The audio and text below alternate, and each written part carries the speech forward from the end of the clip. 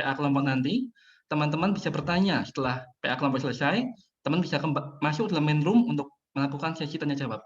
Dan yang terakhir, teman-teman sangat disarankan untuk memakai laptop dan earphone atau headphone supaya video dan suara lebih jernih dan lebih baik.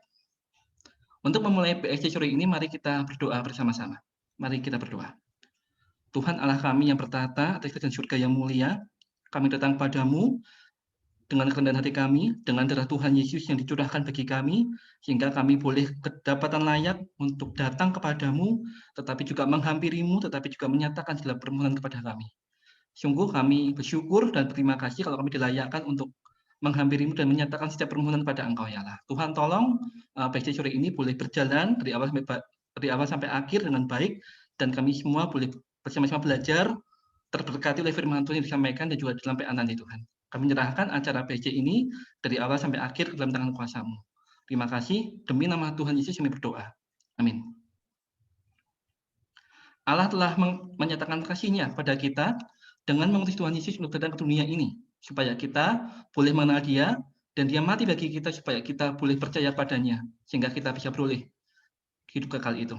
Saat ini saya mengajak setiap kita semua untuk bersama-sama menyatakan pujian kita pada Allah, dengan kita menyatakan pujian, bagi Dia segala pujian.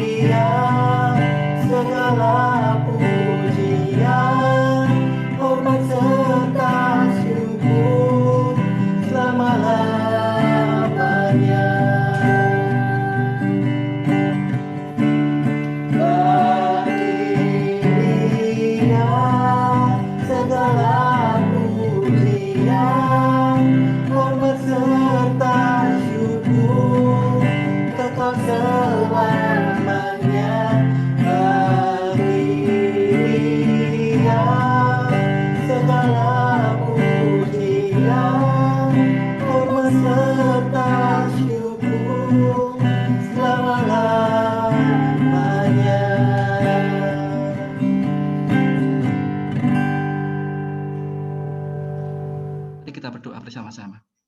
Ya Allah kami datang kepadamu saat ini Tuhan. Kami menyatakan segala pujian penghormatan kami hanya kepadamu. Engkau Allah yang penuh kemurahan, Engkau Allah yang penuh kasih karunia, Engkau yang penuh dengan belas kasihan Tuhan. Engkau mengangkat kami, Engkau mengambil kami dari belenggu dosa, sehingga kami boleh mengalami perjumpaan denganmu, dan kami boleh mengambil keputusan Tuhan untuk bertobat dan percaya padamu Tuhan. Sehingga ketika kami mengambil keputusan itu, maka kami bisa beroleh hidup yang kekal, karena kemurahan-Mu Tuhan. Segala pujian penghormatan kami hanya kami naikkan kepadamu. Segala puji syukur kami hanya kami naikkan kepada nama Allah yang berkuasa itu. Dan saat ini kami juga berdoa Tuhan untuk firman Tuhan yang akan disampaikan oleh Kak Febian.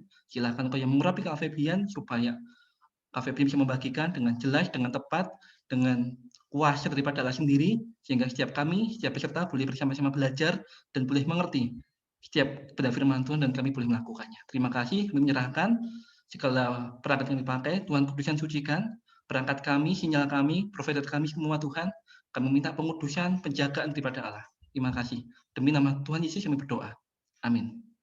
Saya persilakan kepada Kak Febian.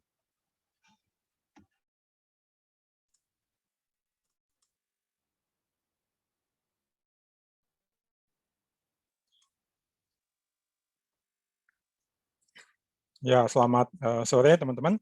Kita akan kembali belajar ya dari kitab Raja-Raja.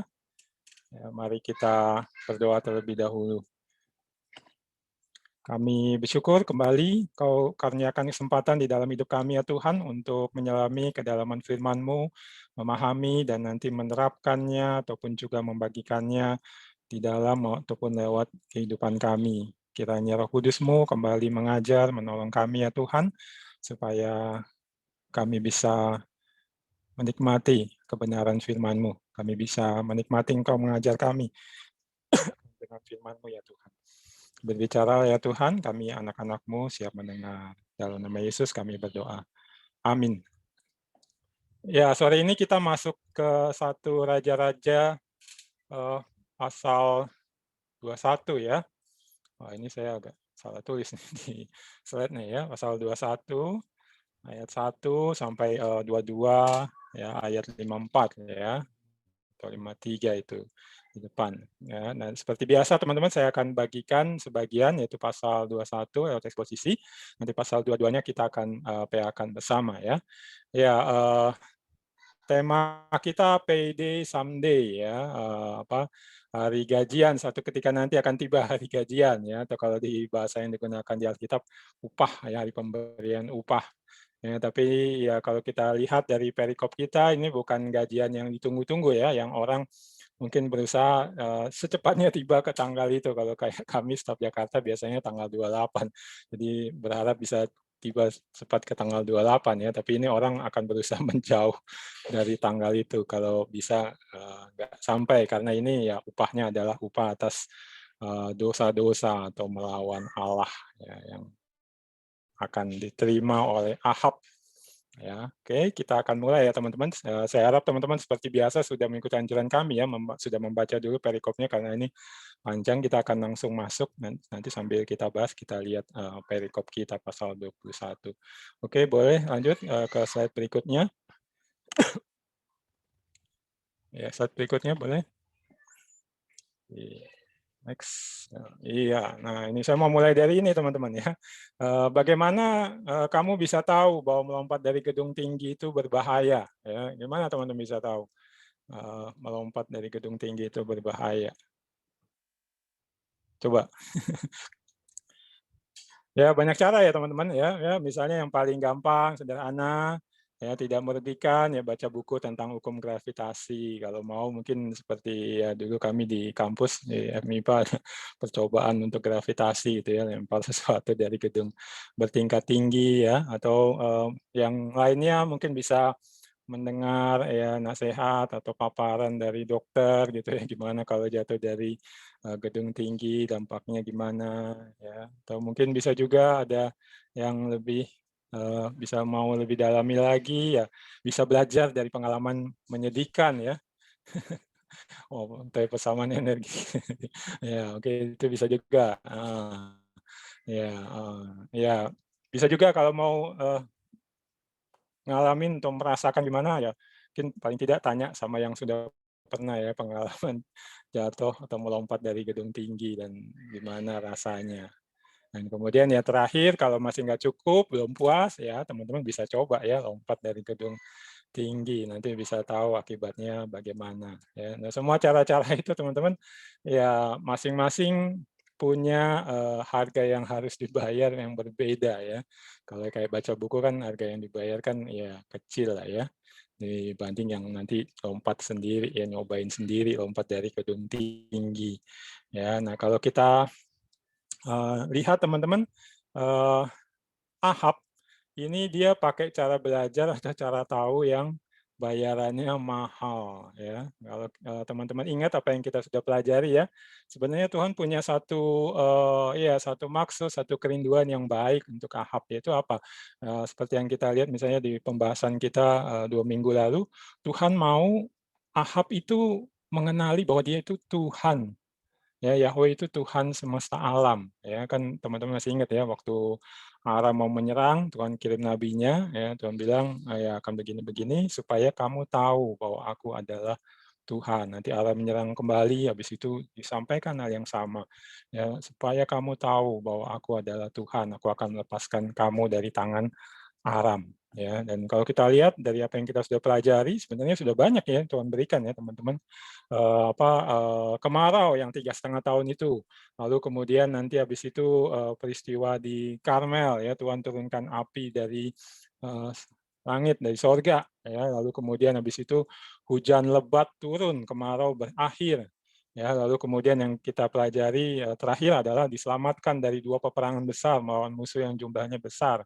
Ya, tapi Ahab tidak belajar dari semuanya itu. Dia tidak, sungguh-sungguh punya pengenalan akan Tuhan yang dia wujudkan di dalam, hidupnya secara benar, secara nyata ya. Dan nanti kita lihat di perikop yang akan kita pelajari, ya dia harus membayar harga yang paling mahal untuk dia bisa mengenal Tuhan sesungguhnya siapa, ya secara khusus sebagai Tuhan yang berkuasa. Tapi kali ini berkuasa untuk menghukum dia, ya. Payday someday itu telah tiba dan dia harus menerima upahnya, ya. Dan ini yang akan diajarkan kepada kita dan kita diminta, menarik, respon atau mungkin komitmen ketika belajar dari cerita Ahab ini. Ya, kita akan masuk ya ke perikop kita. Ya, teman-teman masih ingat tentunya ya, terakhir ketika disampaikan pesan lewat nabi, Ahab itu malah cembetut gitu ya, dia kesal hati, gusar ya, dia nggak mau menaati perintah Tuhan dan kita lihat di perikop ini bagaimana. Boleh slide berikutnya? Ya, slide berikutnya tampilkan ya, kalau kita perhatikan teman-teman di pasal 21 ya, ayat 1 sampai 16, kita bisa melihat Ahab dan juga Isabel istrinya ya, itu terus berani abaikan Tuhan dan firman-Nya. Ya, setelah Tuhan seperti tadi ya, berkali-kali coba menyatakan diri kepada Ahab ya, supaya Ahab tahu bahwa dialah Tuhan yang berkuasa atas segala sesuatu, tapi kita lihat di sini terus Tuhan dan firman-Nya diabaikan ya. Nah, boleh dari slide berikutnya kita akan lihat lebih lanjut. Ya, nah ini yang kita temukan teman-teman di perikop kita ini secara khusus ditonjolkan bahwa Ahab itu, biarkan ketamakan kuasai dirinya. Ya, dan ini jelas satu dosa ya, yang Tuhan banyak kali memperingatkan, bahkan sampai ke perjanjian baru nanti kita akan lihat Tuhan Yesus juga kasih peringatan. Nah, Ahab ini, dia tamak dan dia terus biarkan ketamakan itu kuasai dirinya. Nah, ini di perikop kita ya teman-teman yang pasal 22, kalau teman-teman sudah baca, teman-teman akan bisa melihat, ini saya tampilkan kembali di slide ya. Itu ditulis selebihnya dari riwayat Ahab dan segala yang dilakukannya, serta istana gading, nah itu saya kasih merah itu penting kita perhatikan ya, segala kota yang didirikannya, bukankah semua itu tertulis dalam kitab sejarah raja-raja Israel? Ya, jadi ini raja yang sudah sukses, kaya, berhasil, banyak sekali yang dia punya, teman-teman. Perhatikan itu, bilang banyak yang dia sudah lakukan dan perhatikan dia punya apa? Punya istana gading. Nah, itu yang di slide 2 gambar itu adalah relik ya, relik-relik yang ditemukan dari penggalian di Samaria. Dan hasil penyelidikan menunjukkan bahwa itu adalah peninggalan dari istananya Ahab, istana gading itu, teman-teman. Jadi 2 relik itu kalau teman-teman bisa perhatikan dengan jelas ini memang benar-benar dari gading dan masih banyak lagi yang ditemukan sisanya. Ya, ini cuma 2 aja contohnya ya. Dan perhatikan dia juga membangun banyak kota. Ya, dan salah satunya yang kita lihat di perikop kita adalah kota Yisrael. Dan di kota itu dia juga sudah bangun istana yang pasti juga mewah karena lihat istana gading, dan ini yang disebut di sini istana gading di Samaria. Dia pasti punya istana yang serupa itu juga di Yisrael. Ya, nah, boleh slide berikutnya. Ya, nah, kita akan lihat bagaimana memang Ahab membiarkan ketamakan ini terus menguasai dirinya, bahkan menjerat dia, ya, menjauhkan dia dari ya sikap pengenalan yang benar akan Tuhan di dalam hidupnya. Ya, ini kita bisa lihat di perikop kita, ya, satu cerita yang familiar, tapi kita pelajari kembali sore hari ini ya. Lihat itu saya tampilkan di slide. Sesudah itu terjadilah hal yang berikut. Nabot orang Yisrael mempunyai kebun anggur di Yisrael di samping istana Ahab Raja Samaria. Nah itu, jadi dia sudah bangun juga kota Yisrael dan ada istana di situ. Ya, dan kemudian ya di sebelahnya ada kebun anggur milik Nabot orang Yisrael, dia memang penduduk setempat, dan itu berarti memang milik pusaka dari Nabot ya. Nah, tapi dia menginginkannya, ya, dan perhatikan itu di ayat 2 kelihatan sekali ditunjukkan oleh narator bagaimana dia memang menginginkannya. Ya, itu saya kasih tebal itu kan ucapannya ya, berikanlah kepadaku kebun anggurmu itu. Ya, jadi perhatikan dia tidak sebenarnya dia tidak nego atau coba mengajukan satu proposal permohonan teman-teman, tapi dia langsung bilang berikanlah kepadaku kebun anggurmu itu, ya supaya aku jadikan kebun sayur ya. Jadi dia ya tampaknya lagi hobi ingin bikin kebun sayur ya, untuk memperluas kebun sayurnya ya. Mungkin kayak banyak orang di zaman kita sekarang nih, di masa pandemi, banyak tanaman di rumah ya, terus ditambah tanamannya. Ahab juga demikian ya, kan kita lihat baru belum lama turun hujan lebat ya, jadi sudah nggak kemarau lagi, air sudah banyak. Ya, dia tampaknya pengen terus menyibukkan diri dengan berkebun ini, selain sudah bangun istana, pengen nambah lagi kebunnya. Dan lihat dia bilang berikan kepada aku. Ya ini ya memang kalau di dunia ya, dunia zaman itu dan saya pikir juga di zaman sekarang ya, ya biasalah penguasa atau negara ketika menginginkan tanah ya dengan alasan ini untuk kepentingan kerajaan atau kepentingan negara, ya rakyat harus menyerahkan gitu ya. Ya paling kalau diberikan ya ada kayak ganti rugi gitu ya, ini kayak di negara kita kan ada demikian ya. Jadi di satu sisi ini satu hal yang wajar ya. Lalu dia sebutkan lebih jauh sebab letaknya dekat rumahku, ya, ini karena dekat rumahku. Jadi ya dekat, dia mau memperluas ya istananya, kebun sayurnya. Lalu ya dia bilang aku akan memberikan kepadamu kebun anggur yang lebih baik daripada itu sebagai gantinya, atau jika engkau lebih suka, aku akan membayarkan harganya kepadamu. Kalau istilah di kita tukar guling gitu ya. Saya nggak tahu kenapa istilahnya tukaran guling, kenapa nggak tukar bantal gitu ya, tapi tukar guling. Nah ini kayak gitu, jadi kebun anggur ditukar kebun anggur, ya. Atau kalau tidak suka Nabot, ya bisa dibayar dengan uang ya, dengan perak ya kalau di dalam bahasa aslinya.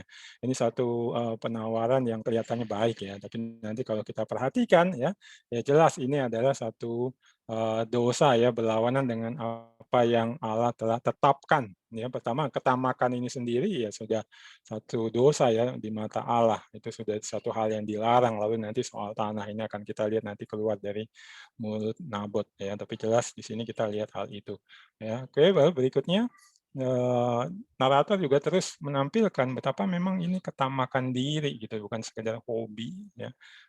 Tapi memang ketamakan ya. Lalu ayat 4 itu bilang, lalu masuklah Ahab ke dalam istananya dengan kesal hati dan gusar karena perkataan yang dikatakan Nabot ya. Nah, ini yang mendengungkan apa yang terakhir kita temukan di pembelajaran kita ya teman-teman. Nabi sudah menyampaikan bahwa dia akan dihukum karena dia bersalah. Ya, dia kesal hati dan gusar di sini juga. Ya, jadi jelas di sini kekuatan hatinya itu ya, ketamakan sudah menguasai ya, itu menjadi kekuatan di hatinya, dia pengen itu walaupun ya sudah jelas dinyatakan itu tidak boleh ya oleh Tuhan, dia kesal hati dan gusar ya. Jadi ditunjukkan dia tidak berubah, tetap sikapnya yang sama. Atau bisa dibilang juga ya, sikapnya yang awal itu terus membuat dia tidak bisa mendengar apa yang dinyatakan tentang kehendak Tuhan lewat Nabot ya. Nah, ini lalu kemudian nanti habis itu ya itu perhatikan yang saya kasih warna merah ya, maka berbaringlah ia di tempat tidurnya dan menundukkan mukanya dan tidak mau makan. Ya, ini kayak anak-anak ya menginginkan sesuatu lalu ngambek ya, dia nggak tidur, menundukkan mukanya, nggak mau makan dia. Ya, Ya kalau saya sih melihat dia tahu bahwa itu memang dilarang oleh Tuhan setelah disuruhkan Nabot. Ya, tapi karena kuatnya ketamakan hatinya, dia demikian susah tetap menginginkannya. Ya, jadi perhatikan ini teman-teman, dan kita diingatkan untuk hati-hati soal ketamakan, karena ketamakan ini bisa demikian menjerat, ya, membuat kita terus menginginkan, ketika nggak mendapatkan tetap menginginkan.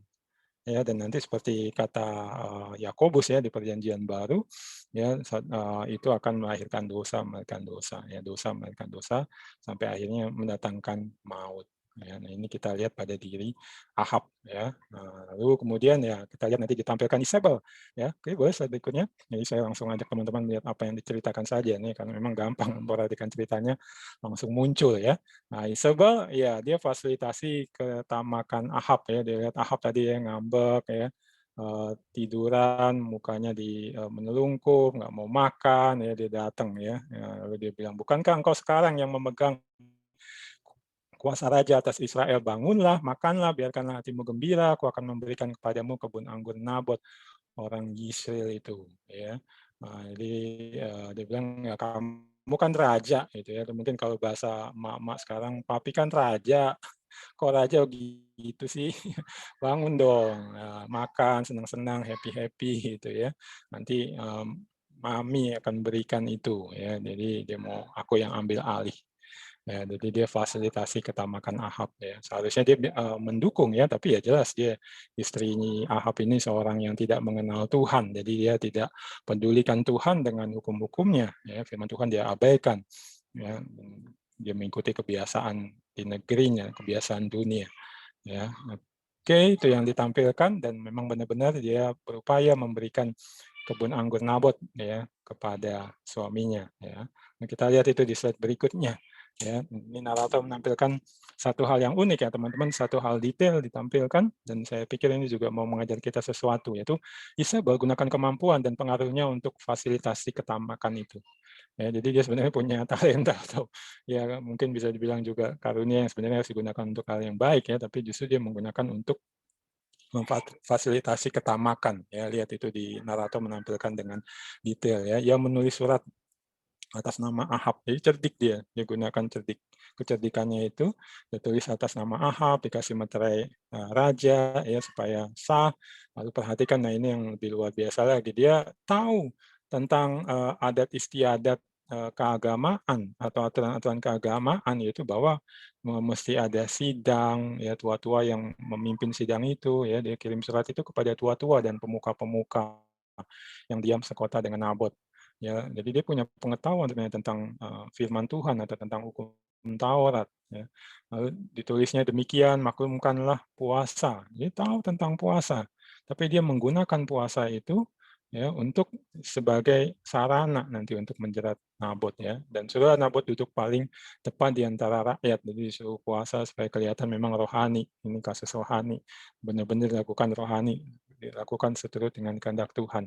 Ya, ayat 10, suruhlah juga 2 orang dusila duduk menghadapinya, mereka harus naik saksi terhadap dia. Jadi ada 2 saksi palsu ya, saksi dusta ya, dan itu memang sudah dipilih orang dusila. Dusila itu maksudnya ya orang-orang yang memang biasa berlaku jahat. Ya, sebenarnya nggak peduli terhadap Tuhan dan firman-Nya, tapi kali ini berpura-pura menjadi saksi, berpura-pura sebagai orang saleh, ya mau menjunjung tinggi hukum Tuhan. Naik saksi terhadap Nabot, ya, lalu kemudian tuduhannya engkau telah mengutuk Allah dan raja. Dan perhatikan teman-teman, dia begitu lihai, begitu cerdik, dia tahu bahwa ya memang itu milik pusaka, nggak bisa sembarangan diambil, tapi bisa diambil kalau ada tuduhan seperti ini, yaitu telah mengutuk Allah dan raja. Mengutuk Allah kan berarti ya udah nggak percaya lagi kepada Allah, jadi tanah itu bisa diambil. Ya, dan juga melawan raja, penguasa yang Allah berikan kuasa. Ya, ingat ya dalam konteks raja-raja kan demikian ya, raja itu kuasanya dari Allah ya. Walaupun kita lihat seperti Ahab ini suka semau-maunya ya. Sesudah itu bawalah dia keluar, lempari dia dengan batu sampai mati. Kembali dia menggunakan hukum Taurat yang mengutuk Allah, menghujat Allah ya harus dilempari dengan batu sampai mati. Ya, nah ini jadi dia gunakan kemampuan dan pengaruhnya. Ya kemarin ketika persiapan teman-teman, ya saya diingatkan gitu ya, kontras misalnya dengan Esther ya. Esther ratu, dia punya kuasa, punya kemampuan, tapi itu dia gunakan justru untuk yang sebaliknya daripada yang dilakukan oleh Isabel, untuk membela kaum yang lemah yang mau dibantai oleh Haman, itu orang Israel mau dibantai oleh musuh mereka si Haman itu, ya. Atau teringat juga cerita tentang bukan cerita, perumpamaan yang Yesus sampaikan ya tentang bendahara yang tidak jujur. Saya pikir teman-teman familiar ya. Jadi bendaharanya mau dipecat sama tuannya, ya, tapi dia gunakan akalnya dan kelicikannya juga sebenarnya ya. Surat hutang dia ambil, dia buka, yang hutang minyak 100 tempayan nanti dia ubah ya jadi cuma 50 tempayan, yang 80 gentong gandum ya itu dihapus 100 ya, 100 dihapus jadi 80. Ya, jadi itu caranya dia supaya nanti orang-orang yang berutang kepada tuannya itu hutang budi sama dia. Nah, di situ kalau teman-teman ingat atau kalau nggak ingat nanti bisa baca, Tuhan bilang si bendara yang tidak jujur itu dipuji oleh tuannya karena dia menggunakan kemampuannya itu untuk memiliki relasi baik dengan rekan-rekanan dari tuannya supaya masa depannya terjamin. Lalu dibilang orang dunia aja jadi kayak gitu. Nah, murid-murid Tuhan harusnya lebih cerdik lagi, ya. Dan tentunya menggunakan kecerdikan untuk hal yang baik ya. Jadi mungkin kalau teman-teman sekarang ya khususnya yang sudah alumni ya pasti ya punya kemampuan, punya pengaruh, ya hati-hati jangan sampai untuk memfasilitasi ketamakan atau dosa yang lain. Tapi gunakanlah untuk kebenaran ya firman Tuhan atau misi dari Tuhan diwujudkan ya. Nah, ini saya pikir kita diajar tentang itu juga ya dan ya kita bisa lihat ya jadi ditampilkan bagaimana Ahab dan juga Isabel ini ya dikuasai oleh ketamakan sudah demikian kaya demikian berlimpah mau mengambil punya Ahab. Awalnya kelihatannya masih baik ya, mau tukar guling atau bayar, tapi kemudian akhirnya sampai ke dosa yang lebih dalam lagi, lebih jahat lagi, mau ambil secara gratis dengan ya Ahab, Nabot harus dibunuh dengan fitnahan. Ya, jadi kita lihat di sini ya soal ketamakan, soal penindasan ya, rekayasa-rekayasa politik bisa dibilang juga demikian ya, yang mau menindas atau mengambil milik kaum yang tidak berkuasa atau yang lebih lemah kedudukannya. Ini berbicara juga tentang itu. Ya, oke, lalu ya di sini langsung saja saya ajak kita menarik pelajaran, terutama dari soal ketamakan ini ya. Boleh slide berikutnya.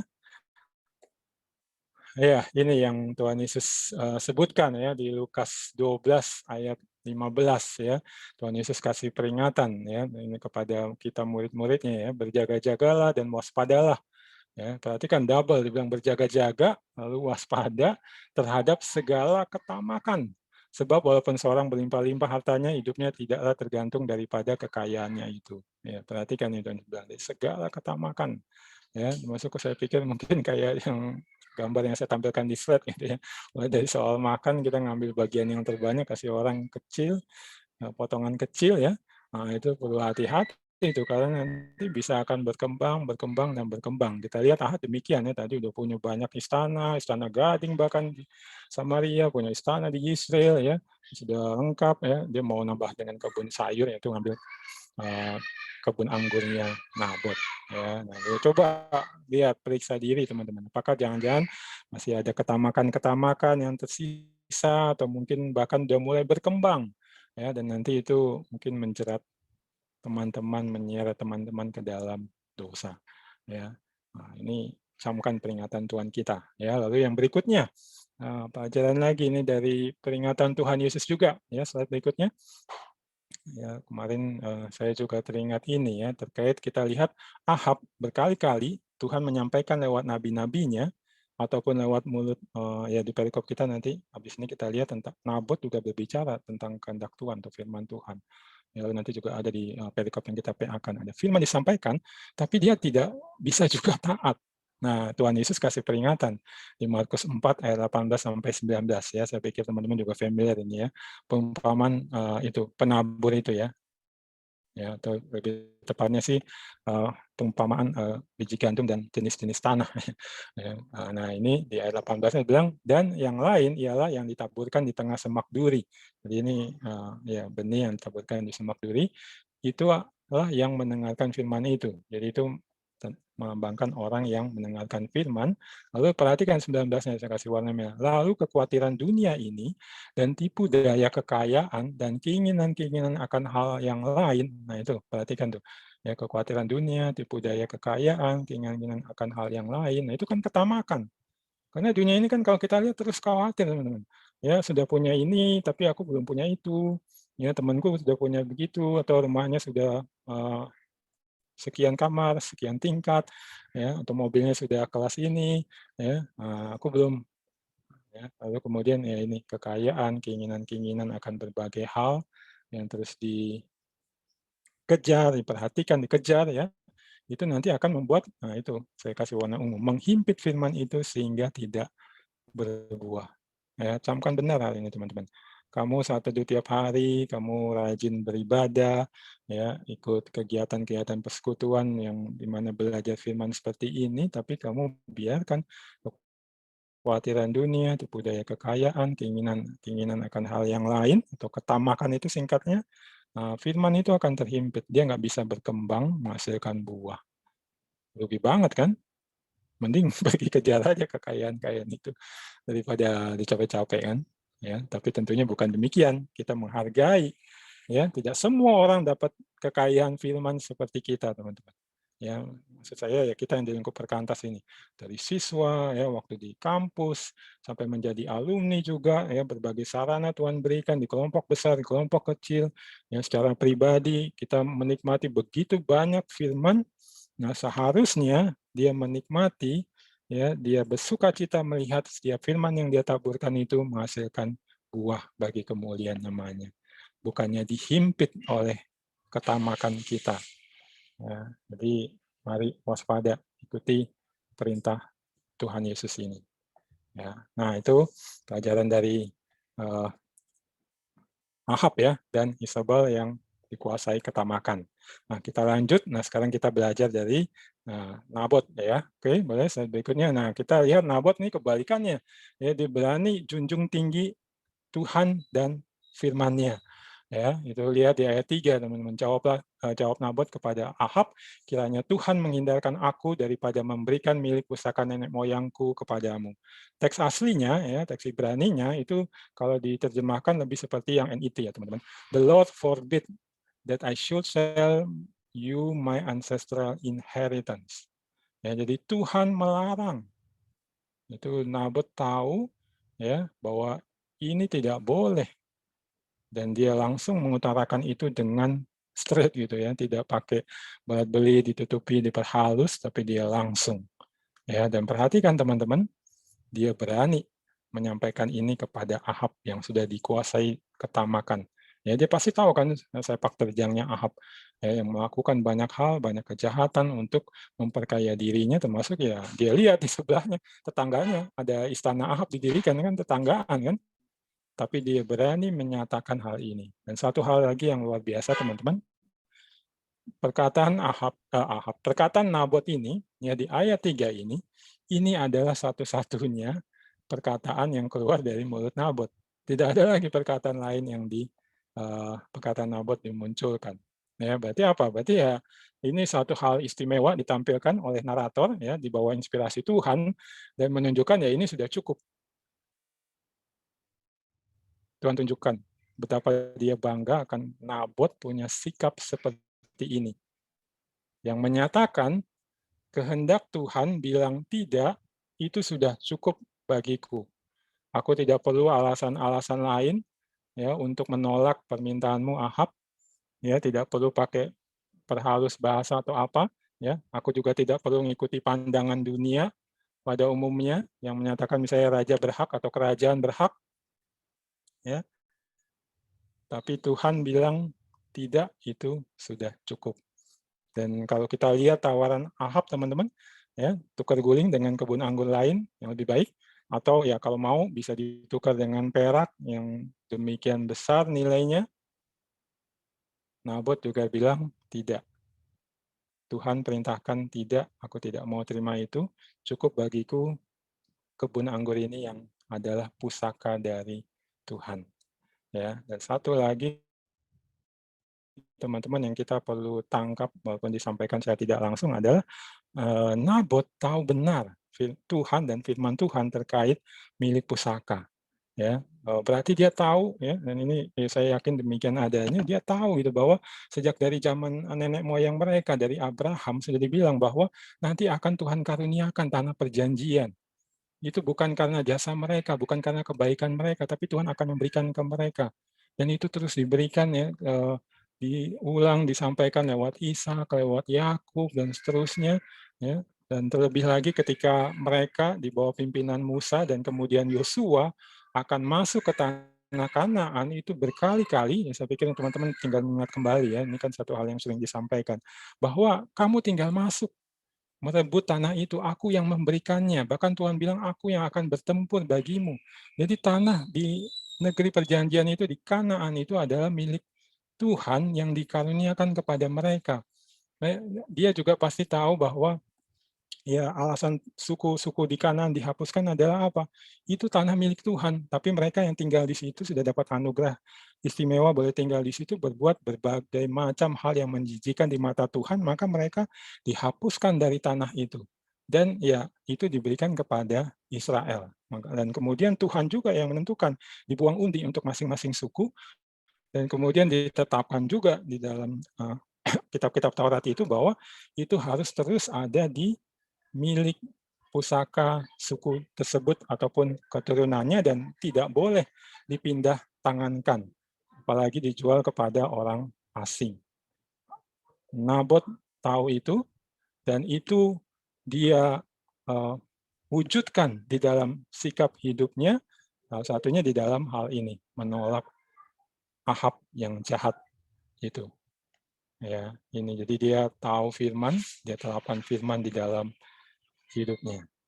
Ya, nah ini yang Anda dan saya perlu tangkap dan ini berlawanan dengan Ahab teman-teman dan banyak pejabat-pejabat di zamannya. Kalau teman-teman baca ya nanti ambil waktu coba misalnya baca di kitab Yesaya, kitab Yeremia, kitab Yehezkiel itu nabi-nabi seringkali mengkritik dengan keras begitu banyak pejabat dan orang-orang kaya yang memang mengambil dengan berbagai macam tipu daya tanah milik orang-orang yang lebih lemah atau yang lebih miskin. Ya, itu mereka tegur dengan keras dan dinyatakan bahwa Tuhan akan menghukum. Lalu juga kalau teman-teman baca lagi sampai ke bagian akhir dari nubuat-nubuat itu, nabi-nabi itu juga menyatakan bahwa kerinduan Allah kalau mereka sudah kembali nanti dari pembuangan kembali ke tanah mereka, mereka tidak lagi mempraktekkan mengambil tanah milik saudara mereka. Itu kerinduan Tuhan dinyatakan. Ya, jadi kontras sekali antara Ahab dengan Nabot. Ahab dan banyak pemimpin di zamannya tahu firman Tuhan, ya walaupun mungkin tidak seperti Nabot, tapi mereka mengabaikannya. Nabot tahu dan dia menerapkannya di dalam hidupnya dan dia berani melawan Ahab. Ya, nah ini bahkan dia bayar dengan harga yang tinggi. Ya, nah, itu kita lihat slide berikutnya. Ya, nah teman-teman ya seperti yang kita sudah lihat tadi kan, Isabel menulis surat supaya Nabot ya difitnah sudah menghujat Allah dan raja ya, dan dia dirajam dengan batu, dia mati ya, dan nanti tanahnya itu diambil ya, dan saya lihat ini adalah satu teladan dari apa yang Tuhan minta dari kita murid-muridnya. Ya itu misalnya di Lukas 14 ya. Lukas 14 ayat 26, 27 dan 33 ya. 26 bilang jika seorang datang kepadaku dan dia tidak membenci bapaknya, ibunya, istrinya, anak-anaknya, saudaranya laki-laki atau perempuan bahkan nyawanya sendiri. Nah, itu kan ya, nyawa saya kasih merah. Ia tidak dapat menjadi muridku. Ya, lalu 27 barang siapa tidak memikul salibnya dan mengikut aku, ya, ia tidak dapat menjadi muridku. Lalu 33 ini juga apalagi 33 ini ya. Demikianlah pula lah tiap orang di antara kamu yang tidak melepaskan dirinya dari segala miliknya tidak dapat menjadi muridku. Ya, jadi ini syarat untuk menjadi murid Yesus. Ya, Yesus bilang harus mengasihi dia lebih dari siapapun, termasuk nyawa sendiri, mau pikul salib, ikut Yesus, dan bahkan termasuk melepaskan dirinya dari segala miliknya. ya. Dan kalau kita lihat tadi Nabot ya, dia tidak mau menukar ya apa yang Tuhan berikan kepada dia, ya berarti tidak mau menukar ketaatan kepada Tuhan dan firman-Nya ya dengan kebun anggur yang lain atau perak yang ditawarkan. Dia lebih mengutamakan Tuhan, dia lebih mencintai Tuhan, ya, lebih dari miliknya itu dan juga nyawanya. Akhirnya dia harus lepaskan itu. Ya, kita nggak tahu Nabot apakah tahu tipu daya yang dimainkan oleh Isabel, tapi yang jelas ya dia berani mengutarakan seperti di ayat 3 itu, dia tahu risikonya nyawanya dan tanahnya bisa hilang, tapi buat dia tidak apa-apa. Yang penting Tuhan dan firman-Nya dia junjung tinggi. Ya, nah teman-teman di sini saya ajak kita evaluasi diri ya. Apakah kita sudah demikian? Ya, atau kita jangan-jangan lebih mengutamakan ya misalnya pekerjaan, jabatan kita, ya harta benda kita, termasuk mungkin juga posisi-posisi di pelayanan, ya dan lain-lainnya lebih daripada Tuhan. Apalagi ketika itu sudah tampaknya mengancam kelangsungan diri kita, kelangsungan keluarga kita, kelangsungan karir kita, atau kelangsungan pelayanan kita ya, karena satu dan lain hal saya lihat ini juga sering terjadi di pelayanan. Apakah kita tetap menjunjung tinggi Kristus dan tidak mau menukar itu dengan sesuatu yang lain? Ya, yang dengan perkataan lain Kristus lebih berharga daripada yang lainnya, termasuk diri kita. Kalau saat ini mungkin teman-teman sudah menghadapi ancaman atau godaan tantangan dalam hal itu, mungkin ke depan siapa tahu akan menghadapinya. Dan ini diingatkan oleh Tuhan, bahwa dia ingin kita murid-muridnya berlaku seperti Nabot. Dan itu jelas, karena Kristus sendiri memberikan teladan bagi kita. Ya, dan teladannya sebenarnya pasti sama dengan apa yang dialami Nabot, teman-teman. Ya, ini boleh slide berikutnya. Ya, ini di Matius 26 ayat 59 sampai 68 teman-teman, ini tentang Yesus yang disidang ya oleh Sanhedrin.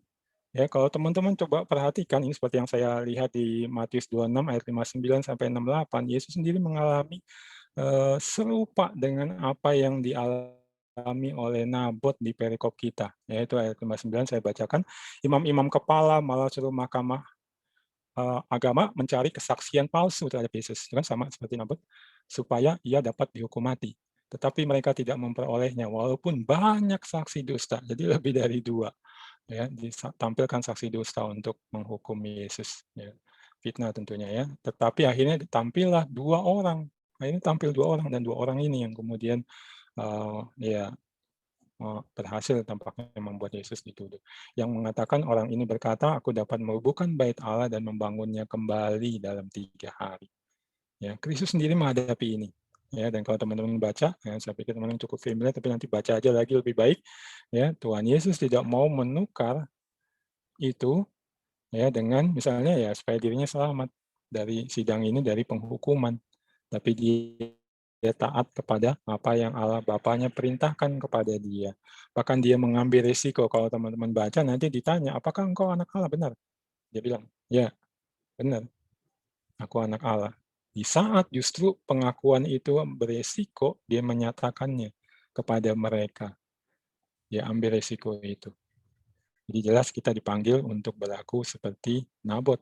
Karena Kristus, guru kita juga ya menghadapi hal seperti itu. Dia kasih teladan, kasih contoh kepada kita. Junjung tinggi Tuhan dan firman-Nya. Tidak mau ditukar dengan yang lain. Yang berarti bahwa Tuhan lebih berharga dari apapun. Dan cukup apa yang Tuhan nyatakan, tidak perlu pandangan dunia, sokongan dunia, ya, ataupun hal-hal lain dari dunia ini, cukup apa yang Tuhan nyatakan, itu yang dia pegang, dia hidupi. Itu panggilan kita sebagai murid. Mari kita berdoa, berjuang untuk menghidupinya. Ya, dan satu lagi teman-teman, dari Nabot ini, ya, saya ajak kita perhatikan, boleh slide berikutnya, terkait dengan ketaatannya kepada firman, termasuk juga kontrasnya dengan Ahab ya. Nah, saya ingat beberapa waktu yang lalu ya membaca ada seorang teolog menyatakan demikian teman-teman, your theology determines your biography. Ya, teologimu akan menentukan biografi hidupmu. Ya, kita bisa lihat ya, Ahab ya, bagaimana pengenalannya akan Tuhan dan firman-Nya, hidupnya seperti apa. Nabot, bagaimana pengenalannya akan Tuhan dan firman-Nya, hidupnya seperti apa. Ya, dan ini ya kemarin dalam persiapan saya ingat Mazmur 1. Ya, teman-teman juga familiar kan tentang hal ini ya, ada lagunya juga ya. Nah, perhatikan di Mazmur itu ayat 1 dibilang, berbahagialah orang yang tidak berjalan menurut nasihat orang fasik, yang tidak berdiri di jalan orang berdosa, dan yang tidak duduk di dalam kumpulan pencemooh, tetapi yang kesukanya ialah Taurat Tuhan dan yang merenungkannya siang dan malam. Jadi dibilang yang berbahagia itu ya bukan orang-orang fasik kayak Ahab yang mengabaikan firman, tapi yang sukanya Taurat Tuhan dan merenungkan Taurat itu siang dan malam. Merenungkan siang dan malam itu maksudnya apa? Ya Taurat itu sudah menyatu dengan kehidupannya. Dia berlaku dari pagi sampai malam, pagi lagi, malam lagi sesuai dengan firman Tuhan. Ya, lalu lebih lanjut ya dikasih imagery, ia seperti pohon. Ya, itu kayak gambar yang di atas kali. Yang ditanam di tepi aliran air yang menghasilkan buahnya pada musimnya dan yang tidak layu daunnya, apa saja yang diperbuatnya berhasil. Yaitu orang yang kesukaannya merenungkan Taurat Tuhan, melakukan di dalam hidupnya dari pagi sampai malam terus dan terus, ya. Itu demikian. Pohon, ya pohon itu ya tumbuhan yang besar, kuat, rimbun daunnya, lalu nanti pada waktunya menghasilkan buah, ya. Tapi kalau orang fasik yang berarti nggak suka sama Tuhan dan firman-Nya, ayat 4 tuh saya kasih warna merah.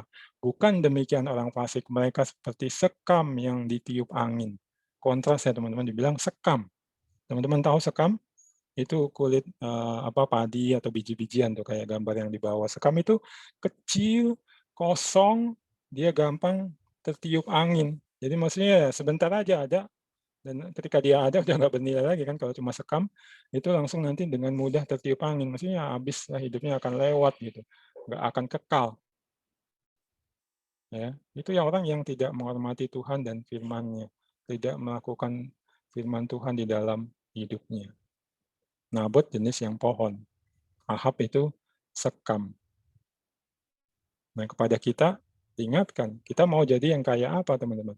Seperti pohon yang kokoh, kuat, besar, rimbun daunnya menghasilkan buah untuk Tuhan pada musim Tuhan kehendaki, atau ya hidup kita itu kecil, kosong, nggak ada nilainya, dan kemudian nanti akan berlalu. Walaupun mungkin punya kekayaan setara Ahab, tapi sekam. Ya, nah, teman-teman pilih yang mana? Saya harap terus memilih untuk menjadi seperti pohon yang di tepian air itu. Dan kita semua bisa terus menghasilkan buah untuk kemuliaan nama Tuhan. Ya, oke. Nah, itu yang saya nikmati dari Nabot, saya bagikan kepada teman-teman. Nah, kita akan belajar satu lagi, itu bagian lagi dari perikop kita di pasal 21. Boleh slide berikutnya? Iya, nah kita melihat teman-teman setelah Ahab dan Isabel ya berlaku tidak adil, ya menindas Nabot, merampas milik Nabot dengan fitnah, ya dan bahkan Nabot menjadi korban, kebun anggurnya diambil paksa, ya. Kita melihat Tuhan tahu, ya, dia melihat apa yang dilakukan oleh Ahab dan Isabel dan dia tidak tinggal diam. Dia menyatakan keadilannya, ya. There will be a payday someday. Itu Tuhan nyatakan lewat nabinya. Nah, itu ayat 17 ya. Tapi datanglah firman Tuhan kepada Elia orang Tisbe itu. Nah, Elia muncul kembali teman-teman. Ya, setelah kita lihat terakhir dalam kisah dia depresi, ya, tapi syukur Tuhan memberikan anugerah, bukakan rencananya kepada Elia, ya, apa bagian Elia di dalamnya, lalu Elia mulai melakukannya, yaitu dia menemui Elisa, kemudian menjadikan Elisa sebagai calon penerusnya. Habis itu nggak ada lagi tentang Elia, nabi lain yang Tuhan pakai. Nah, sekarang dimunculkan Elia untuk menyampaikan firman kepada Ahab, ya, dan ini berarti ya jagoannya atau nabi yang sudah demikian banyak dipakai oleh Tuhan, menyatakan kuasanya kembali ditampilkan. Berarti ini memang ada satu pesan khusus ya, untuk apa? Yaitu menyampaikan bahwa aku tahu loh. Dan kalau teman-teman perhatikan, ini bersamaan gitu dengan apa yang terjadi pada Nabot, langsung Tuhan bertindak ya. Nah, itu sampaikan ya 18, bangunlah, pergilah menemui Ahab, raja Israel yang di Samaria. Jadi kalimatnya sama kembali seperti di awal-awal ya, yang sebelum Elia depresi itu teman-teman ya. Bangun, pergilah, Katakanlah kepada Ahab, ya, katakanlah kepada demikian, engkau telah membunuh serta merampas juga. Ya, jadi Tuhan tahu, ini buktinya ditampilkan. Ini jadi gambarannya sebenarnya pakai gambaran kayak persidangan, teman-teman. Ya, sidang pengadilan, ya, dinyatakan ini kesalahannya. Aku tahu, aku melihat langsung. Engkau telah membunuh serta merampas juga. Ya, lalu sampaikan juga di tempat anjing telah menjilat darah Nabot, di situ juga anjing akan menjilat darahmu. Ya, jadi Nabot mati, darahnya dijilat oleh anjing. Nah, Tuhan bilang, aku akan menghukum dengan seadil-adilnya. Ya, kalau di dalam bahasa Inggris kalau nggak salah istilahnya poetic justice. Jadi sama persis. Ya, kejahatannya bagaimana dilakukan, nah hukumannya juga sama. Yaitu Ahab akan mengalami kematian yang ya mengerikan sama seperti Nabot dan demikian hina, yaitu anjing. Anjing kan hewan yang najis ya teman-teman. Bagi orang Israel itu akan menjilat darah Ahab sama seperti darah Nabot juga dijilat oleh anjing. Jadi keadilan Tuhan dinyatakan ya, dan ini yang ditampilkan. Tuhan kita itu Tuhan yang berlaku adil. Dia tidak tinggal diam melihat ketidakadilan di tengah dunia ini, kejahatan penindasan terhadap yang lebih lemah. Dia tahu, dia perhatikan, dan dia bertindak menurut caranya dan waktunya. Ahab sekarang akan mendapatkan ya upahnya itu. Ya, there will be a payday someday dinyatakan. Ya. Oke, terus kita lihat dan kita akan melihat teman-teman betapa memang adil Tuhan bertindak ketika Dia menyatakan keadilannya. Slide berikutnya, ya. Slide berikutnya.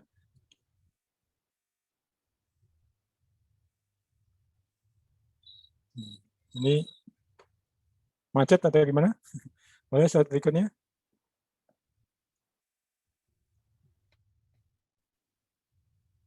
Ya, kalau di slide berikutnya, teman-teman, nanti kita juga akan melihat keadilan Tuhan ya di ayat berikutnya, yaitu bahwa bukan hanya Ahab, tapi juga dinyatakan nanti sama seperti Yerobeam ya ataupun raja-raja sebelumnya yang juga melakukan kejahatan-kejahatan serupa ya, itu dihukum semuanya sampai keturunannya. Demikian juga Ahab ya. Jadi memang Allah bertindak sama adilnya gitu. Ya, jadi tidak ada misalnya raja yang satu dihukumnya cuma 50%, raja yang satu 100%, yang satu 75%. Itu tidak demikian teman-teman, tapi benar-benar sama semuanya di mata Allah ketika sama-sama melakukan kejahatan melawan hukumnya, ya berlaku tidak adil, menindas yang lemah, itu akan dihukum yang sama. Nah, ini sudah tampil ya.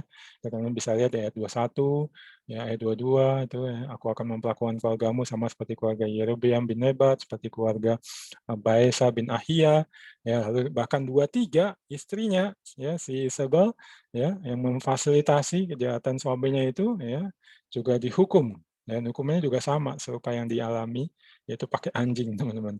Anjing akan memakan Isabel di tembok luar Yisrael.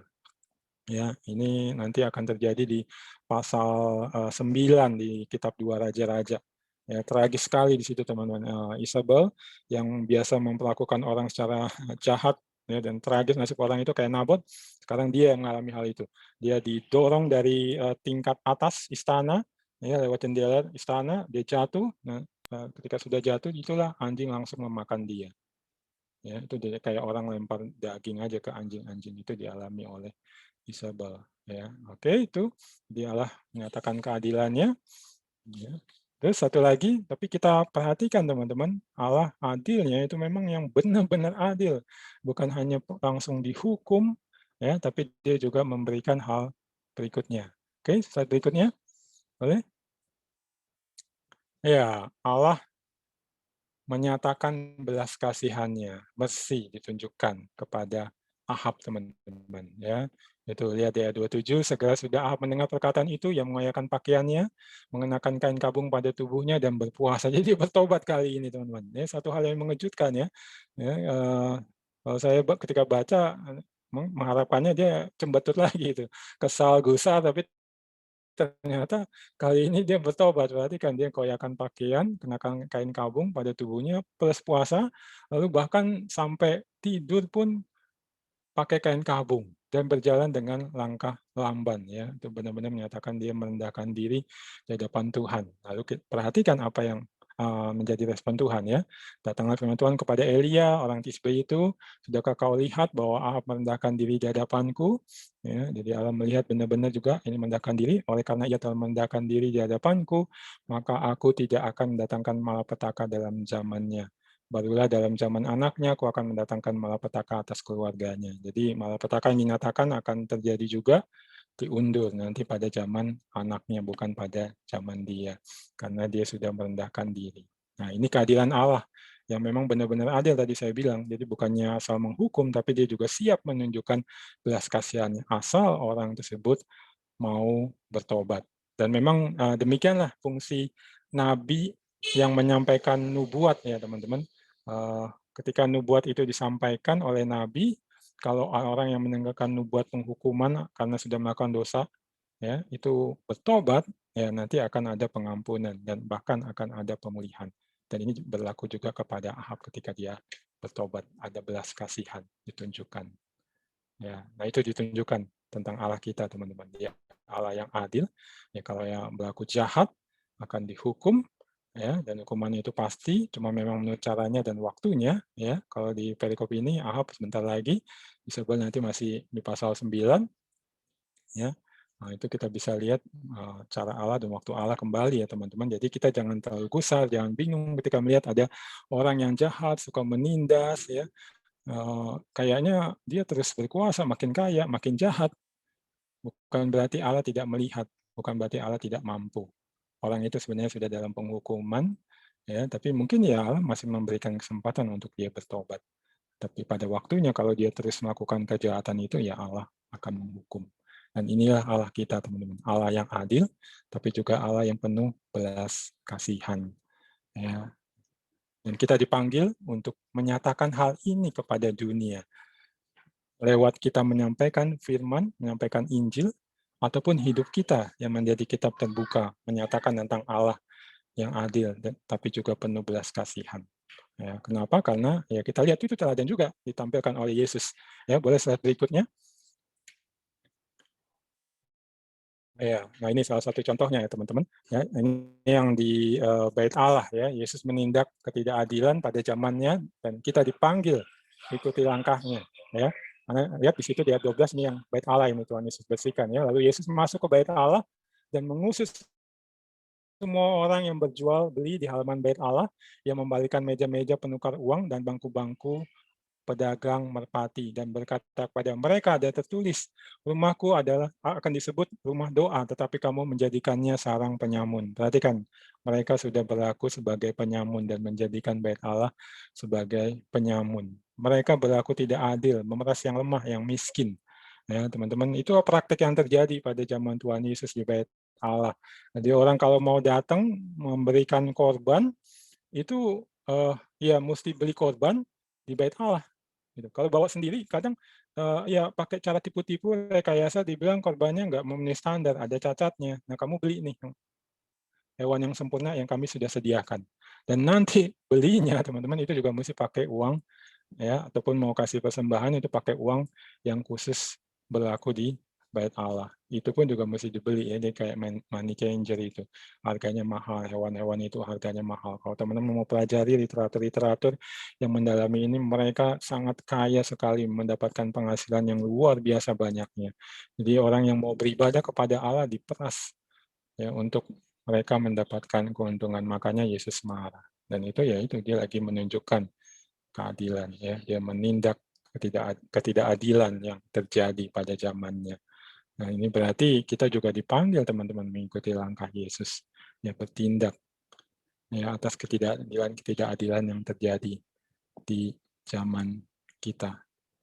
Ya, di zaman kita banyak sekali ya ketidakadilan yang terjadi. Beberapa hari ini misalnya saya lihat yang di Metro TV itu mungkin teman-teman lihat juga ya di Tangerang ya kalau nggak salah ada satu keluarga punya sebuah rumah tempat mereka usaha juga, itu jalan di depan rumahnya dibeton oleh orang yang punya tanah gitu sendiri, ada sengketa tanah, jalan di depan rumah itu yang menghubungkan ke jalan raya, lebarnya tadinya 5 meter cuma jadi 2,5 meter karena didirikan tembok beton, Ada 2 tembok beton karena ya 2,5 meter itu diakui oleh pemilik tanah di sebelah mereka, itu tanah mereka dan dibangun beton. Mereka nggak boleh melintas sembarangan, dan mereka jadinya mesti 2 kali naik pagar beton yang ada kawatnya, naik, turun, nanti habis itu naik pagar yang berikutnya supaya sampai ke jalan yang tinggal 2,5 meter untuk ke jalan raya. Dan yang saya lihat kemarin dibilang itu sudah lama, bahkan 2 tahun lalu sudah coba dimediasi oleh pemerintah kota. Kemudian muncul di pikiran saya, udah 2 tahun mediasinya, sampai 2 tahun mereka harus naik turun pagar beton dengan kawat, anak-anaknya juga mesti dilewatkan situ. Ketidakadilan berlangsung sekian lama, tidak ada yang bertindak. Baru 2 hari lalu kayaknya dibongkar itu oleh pemerintah kota setelah jadi viral di medsos. Banyak sekali kasus-kasus seperti itu dan kita diminta untuk bertindak. Nah, sudahkah teman-teman bertindak? Atau sudahkah berani bertindak? Ya mungkin mulai dari lingkungan kita, teman-teman, di tengah keluarga kita, ya lingkungan kita tinggal, di tempat kerja, bahkan mungkin di gereja, di persekutuan, kalau terjadi juga ketidakadilan, ya misalnya bertindaklah di situ, nyatakan keadilan Allah. Ya, dan ini memang tugas dan panggilan kita. Dan secara khusus, perikop kita, pasal 21 ini berbicara tentang itu, teman-teman. Ya, nah saya mau tutup dengan satu cerita, boleh? Slide berikutnya, terakhir. Ya, ini teman-teman ya, cerita tentang pengalaman seorang pemuda, ya, orang India, waktu pertama kali dia membaca Alkitab, ya, dan yang dia baca pertama kali itu adalah narasi kebun anggur Nabot, ya. Nah, ini ceritanya disampaikan oleh Chris Wright, teman-teman, ya. Tahu Chris Wright? Chris Wright itu dari lembaganya almarhum John Stott, penerusnya John Stott, ya. Dia jadi ketua Langham, ya, lembaga Langhamnya John Stott itu. Saya beberapa tahun lalu bersama beberapa teman staf dapat kesempatan ikut training tentang khotbah dan pendalaman Alkitab oleh lembaganya John Stott, ya. Dan Chris Wright ini ahli perjanjian lama, ya. Jadi dia bilang satu ketika dia mengadakan konferensi tentang perjanjian lama, ya, ketemulah dia dengan pemuda India itu, dan yang menarik adalah pemuda India ini bercerita gitu, bagaimana dia akhirnya bisa menjadi Kristen.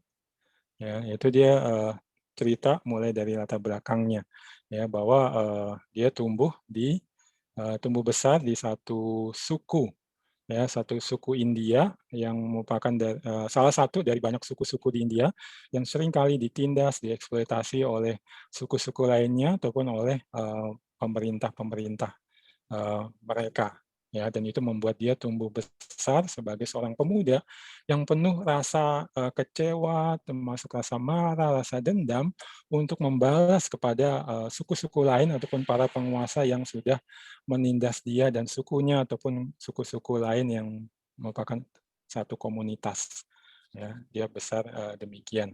Ya, tapi pemuda itu kemudian bercerita lebih lanjut kepada Chris Wright bahwa dia kemudian dapat kesempatan bisa kuliah, ya, dan ketika masa awal masuk kampus dia seperti kebanyakan dari kita, teman-teman, didekati oleh senior-seniornya, ya, yang adalah mahasiswa Kristen, ya, dan kemudian salah satu dari mahasiswa Kristen yang mendekati dia itu memberikan dia sebuah Alkitab, ya.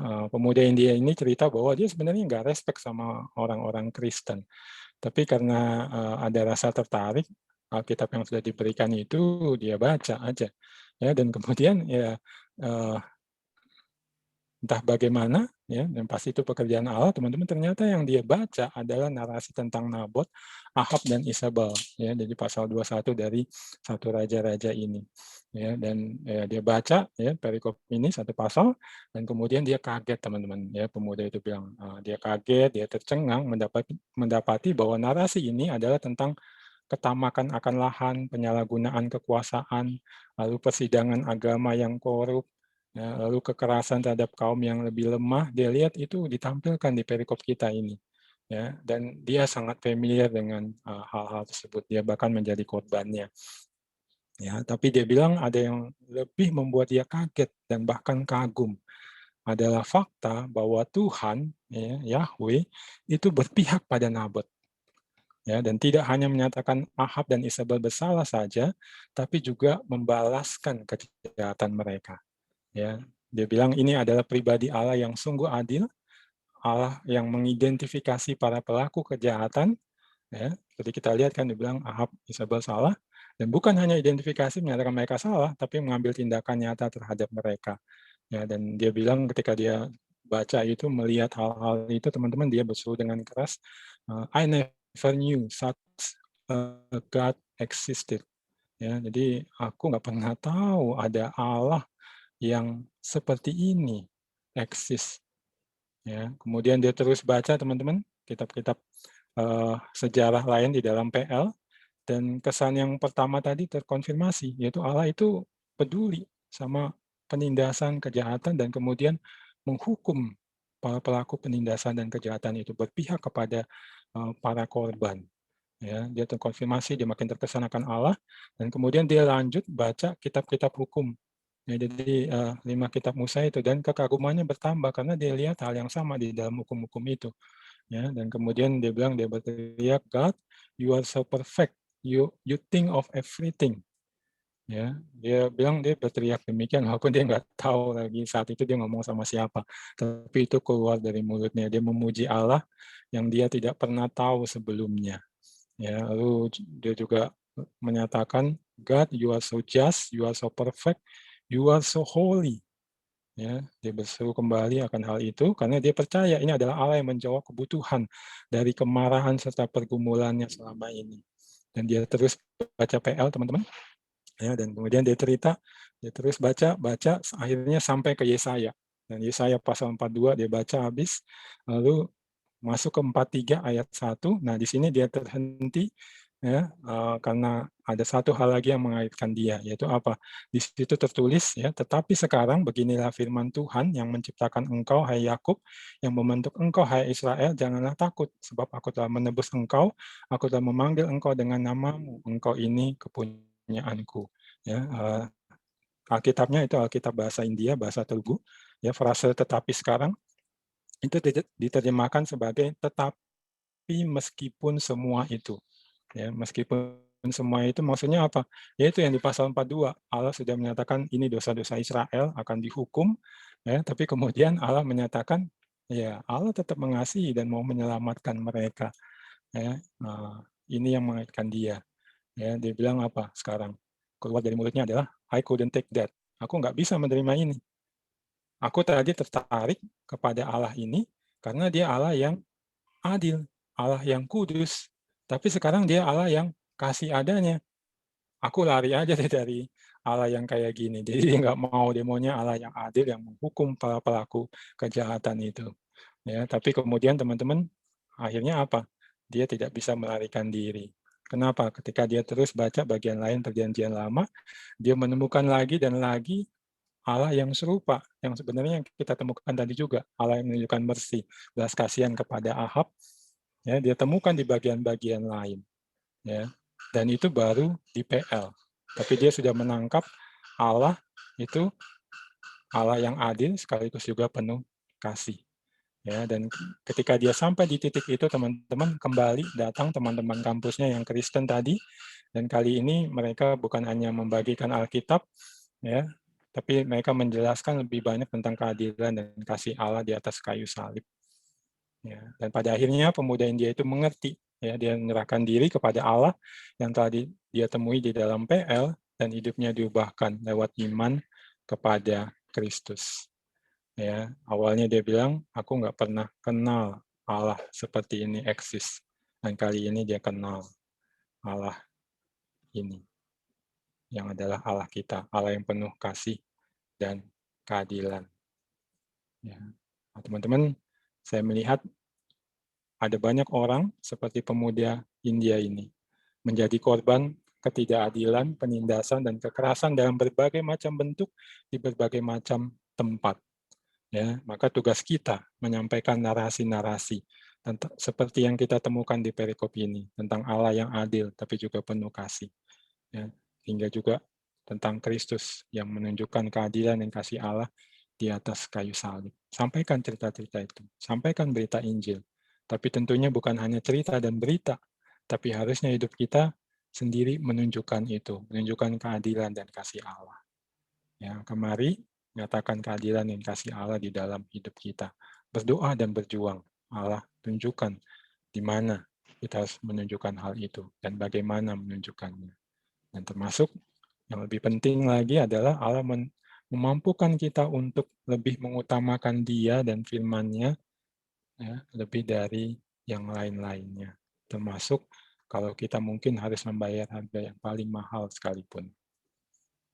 Mari kita berdoa.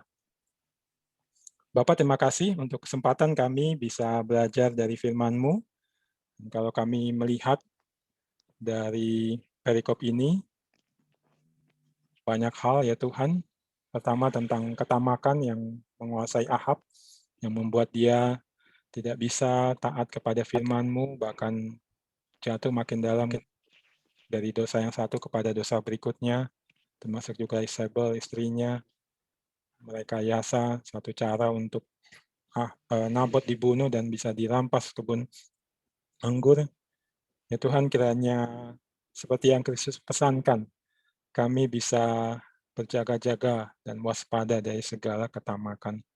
Supaya jangan ketamakan ini akhirnya membuat kami hidup jauh daripada-Mu, daripada kehendak-Mu.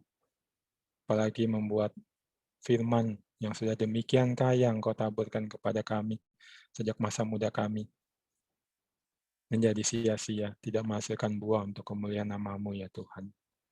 Ajar kami ya Tuhan untuk berani seperti Nabot menjunjung tinggi Engkau dan firman-Mu. Berani menyatakan bahwa ketika Engkau menyatakan tidak kepada hal-hal yang adalah dosa, hal-hal yang tidak sesuai dengan kehendak-Mu, dan juga tidak mau menukarkan apa yang menjadi kehendak-Mu dengan apapun di dunia ini.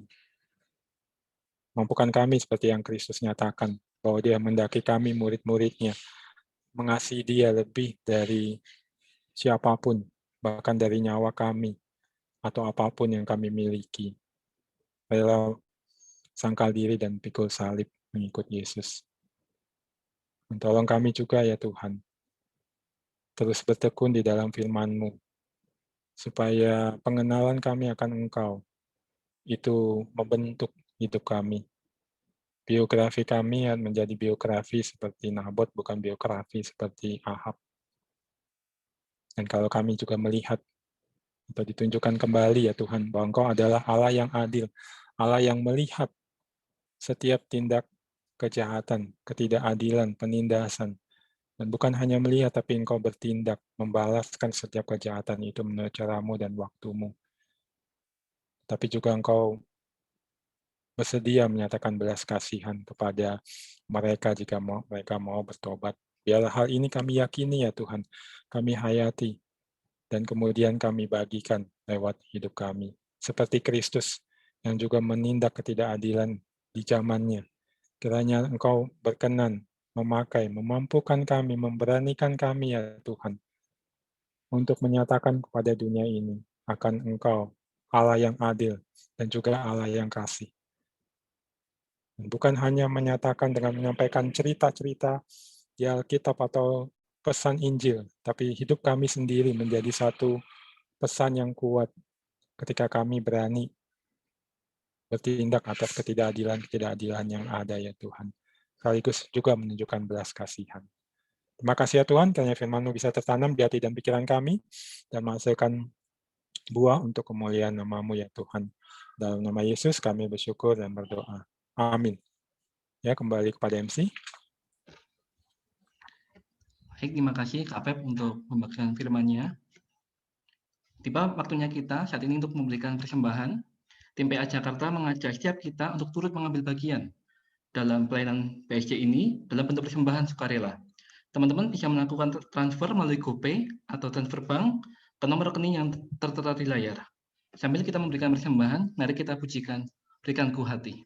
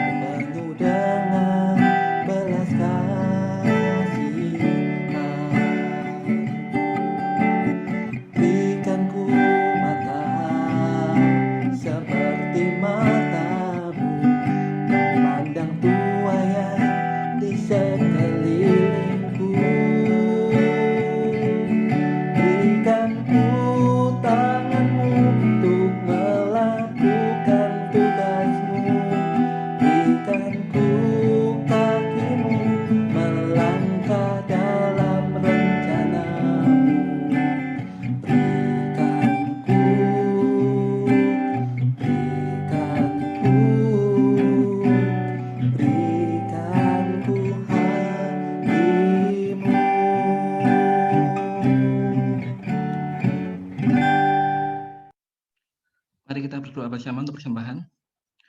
Tuhan, kami membawa persembahan kami kepadamu. Kami minta pada Engkau supaya Engkau yang menguduskan dan menyucikan persembahan kami, dan Engkau yang terus memberkati hidup kami, Tuhan. Kami juga berdoa untuk pengelola dari persembahan ini supaya memuliakan Engkau, Tuhan. Terima kasih membawa persembahan ini kepadamu, Tuhan. Demi nama Tuhan Yesus kami berdoa. Amin. Waktu saya kembalikan kepada tim PA Jakarta untuk memberikan pengumuman.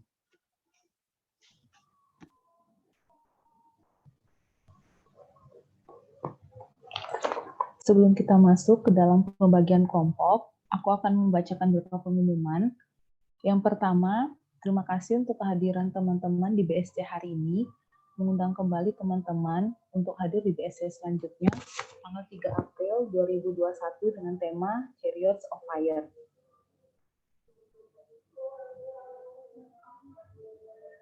Untuk rekaman BSC Season 1, teman-teman udah bisa menikmatinya di channel YouTube Tim PA Jakarta. Teman-teman yang sudah pernah ikut BSC, untuk kehadiran BSC selanjutnya hanya perlu konfirmasi dari email yang dikirimkan Tim PA Jakarta. Pelayan BSC kita hari ini ada Bang Febian, staf Perkantas, Kak Edi Agus Sugiantoro, alumni UNS 2011, Kak Hana Nainggolan, alumni UI 2012, dan Bunga, UI 2016. Terima kasih untuk pelayanan Bang Feb dan teman-teman, Tuhan memberkati. Kita akan masuk ke dalam pembagian kelompok. Teman-teman diharapkan untuk tetap dapat stay di Zoom. Kepada host dipersilakan untuk dapat membagi kita ke dalam beberapa kelompok.